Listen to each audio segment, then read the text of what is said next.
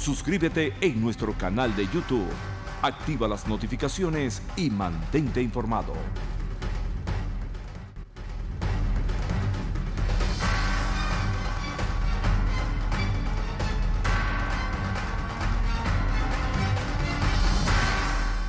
Regresamos con Agárrate.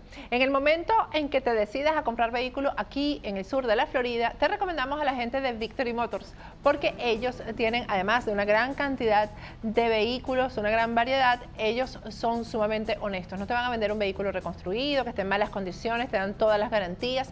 Y lo más importante es que si acabas de llegar, como está pasando con la mayoría de los venezolanos, y no tienes un historial aquí de crédito, ellos mismos te financian el vehículo.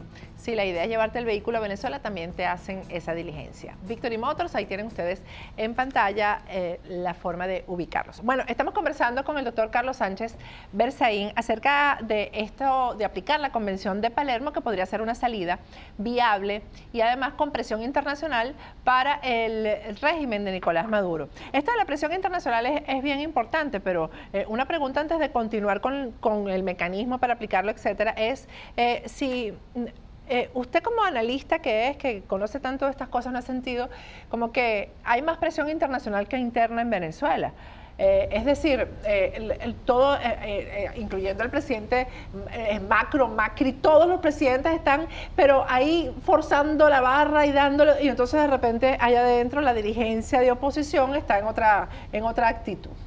Mire, sobre ese punto, y antes de continuar, mi tendencia es no culpar a la víctima. De estos criminales, de Maduro, su grupo castrista, chavista, y de todo este proyecto transnacional que se desató con la acción de Chávez de llevarle el dinero venezolano al castrismo, al dictador Castro.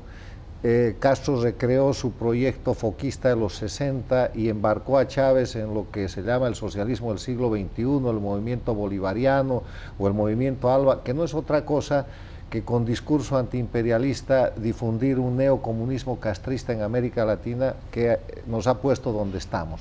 Nos ha puesto en un escenario en que hay dos Américas, una América democrática y una América dictatorial liderada por Cuba, que es la dueña de todos estos pollitos, donde Venezuela con Maduro es el centro principal, la colonia más importante porque es la que produce el billete, con petróleo, con droga, porque se ha vuelto un narcoestado que es el hub, el eje del narcotráfico que viene en las FARC y que viene en los cocales de Evo Morales de Bolivia, y los países satélites que son Nicaragua, Bolivia con Evo Morales y Ecuador en veremos con un Lenín Moreno que es objeto de otro comentario, pero que sigue alineado porque sigue apoyando a Maduro.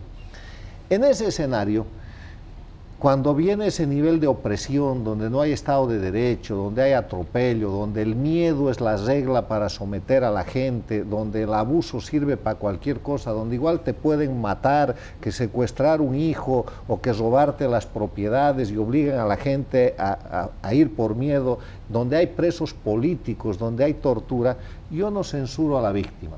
Y la víctima es el pueblo venezolano y son también sus dirigentes. Bueno, la víctima estuvo reunida hoy con el presidente de Francia. Vamos a poner en pantalla una de las imágenes. víctimas. O sea, cuando usted es víctima, le pueden poner a cantar en determinado momento el tono que le interese al verdugo dependiendo de dónde lo apretan. Para otro programa, porque no quiero quitarle espacio y tiempo a lo de Palermo, pero una cosa es víctima y otra cosa es cómplice. Está bien.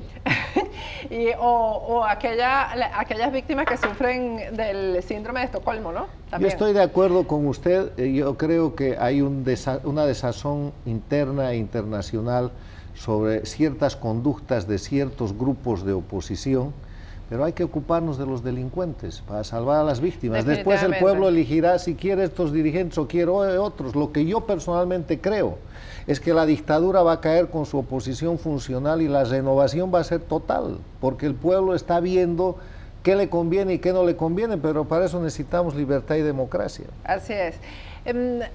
¿Es viable realmente lo de la Convención de Palermo? ¿Esto llevaría a estos personajes a la cárcel?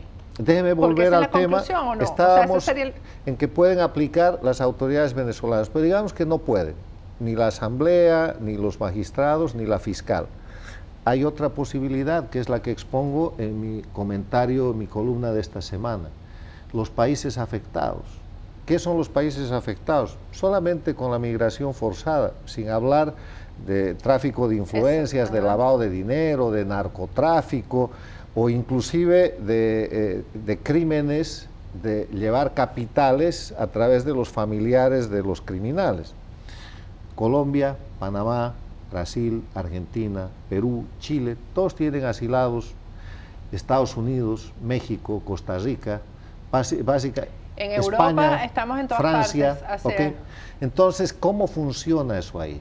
Canadá está El fiscal o el procurador general decide aplicar la Convención de Palermo de oficio o a pedido de los afectados, establece cuáles son los hechos, la prueba, los delitos y determina la apertura de la investigación y pide la captura internacional de los delincuentes. Es tan sencillo como eso. ¿Qué se hace cuando se busca, por ejemplo, un asaltante de banco que huye de un país a otro país o que manda dinero del robo a otro país o un narcotraficante? El fiscal junta la prueba y emite la orden. Lo que ellos hacen es colocar en Interpol a sus enemigos. A sus víctimas. Bueno, esa es la judicialización de la persecución política, que es una herramienta del castrismo que funciona desde hace muchísimo tiempo, pero que ya no les sirve porque está en evidencia.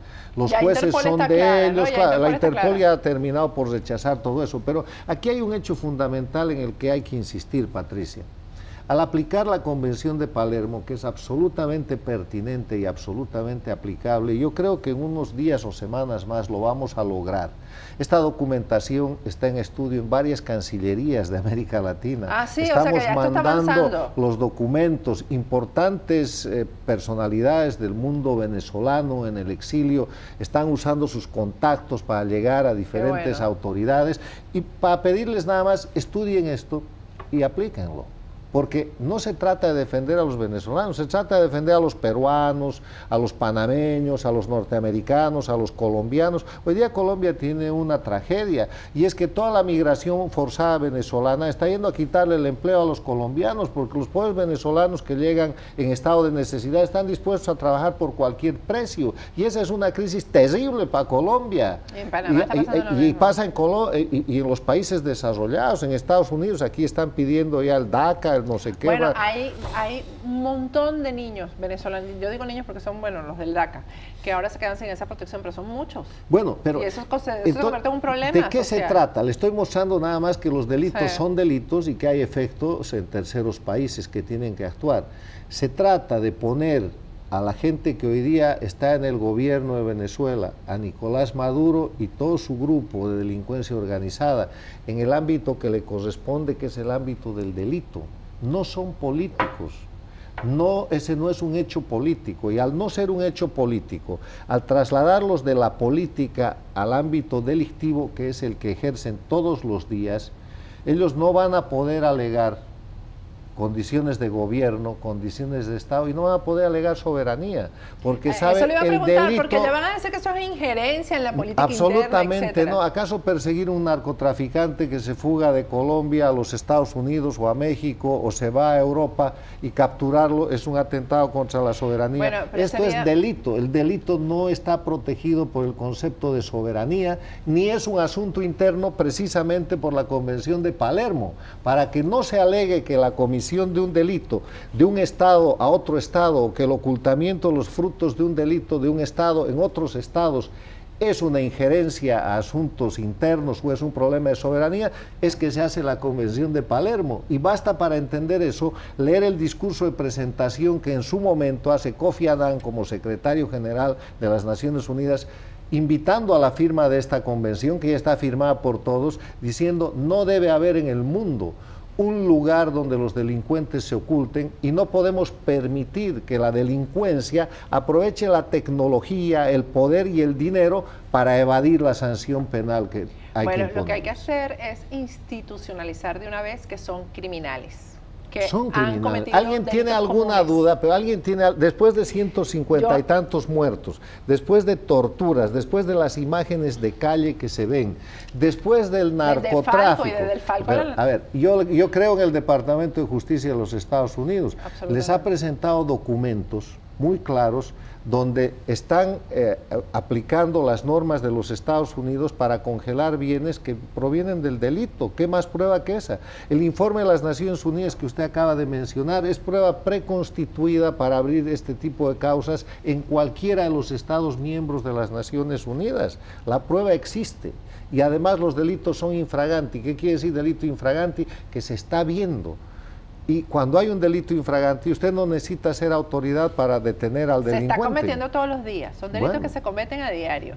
Y entonces, en caso, por ejemplo, de que el canciller, que es un representante del gobierno venezolano, viajara entre un país y otro, por ejemplo, ahora el canciller va a la sede de la ONU a hablar en lugar de Nicolás Maduro, también sería objeto de detención. A ver, si el canciller, en vez de llamarse lo que se llama, que eso no importa, creo que es un ex yerno de Chávez, Arriaza, sí. Fuera Pablo Escobar, no lo detendrían por el hecho de ser canciller. Claro. Aquí lo único que cambia es el nombre. Ese señor es un criminal. Es un criminal porque está participando en un grupo de delincuencia organizada, que igual que mata, trafica, lava dinero y tiene un enriquecimiento, sobre todo la familia Chávez, absolutamente sin causa. El procesamiento además va a presumir su inocencia, pero los va a llevar a jueces imparciales, no a los jueces infames de la dictadura venezolana que dictan fallos y sentencias contra los opositores y pone presos políticos a gente como Leopoldo López, el alcalde Ledesma y otra gente, y deja que los delincuentes sigan dictando las sentencias desde el Palacio de Gobierno o el Palacio de Justicia. Así es.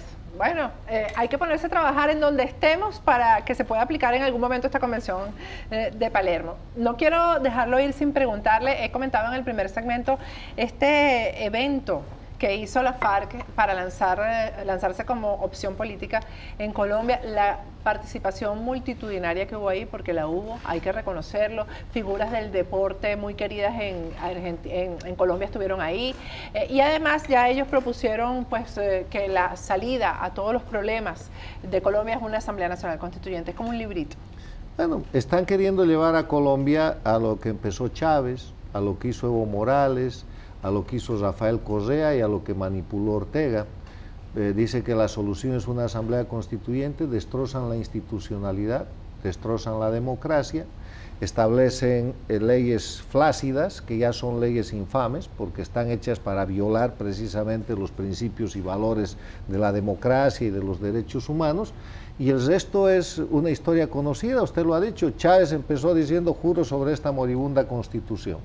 Convocó la constituyente, donde gente muy buena fe, juristas incluidos, participaron, escribieron lo que podían escribir y él puso los pocos artículos que le interesaban. ¿Qué son los artículos que les interesan? Que la Constitución se pueda cambiar de la manera más fácil posible, desaparece la rigidez constitucional, que puedan ser reelegidos indefinidamente y que puedan manipular las leyes con cambios que los lleven cada vez a minorías, como por ejemplo el hecho que acaba de hacer absolutamente ilegal e ilegítimamente Maduro, de convocar a una asamblea constituyente originaria, pero de carácter absolutamente corporativista. Pura manipulación, simulación legal. Y lo que usted acaba de escribir es perfecto. Las FARC, que tienen la misma fuente, el castrismo, el castrochavismo, y que han llegado a ese punto por la ayuda del castrochavismo, a quien a su vez han reciclado y han ayudado con el gran negocio de la droga, quieren llevar a Colombia al camino de empezar a destrozar su institucionalidad. Bueno, ojalá los colombianos entiendan, porque tienen precisamente el problema al lado. Yo creo que van a entender, porque con los venezolanos que están llegando ahí, eso ya no se trata de atender. Hay un adagio popular que dice, nadie aprende experiencia ajena, pero ya no es experiencia ajena, es propia, los venezolanos están dentro de Colombia. Así es. Muchísimas gracias, doctor Carlos Sánchez Berzaín. Vamos a ir un corte, al regreso vamos a hablar con un representante de la resistencia en Venezuela. Ya volvemos.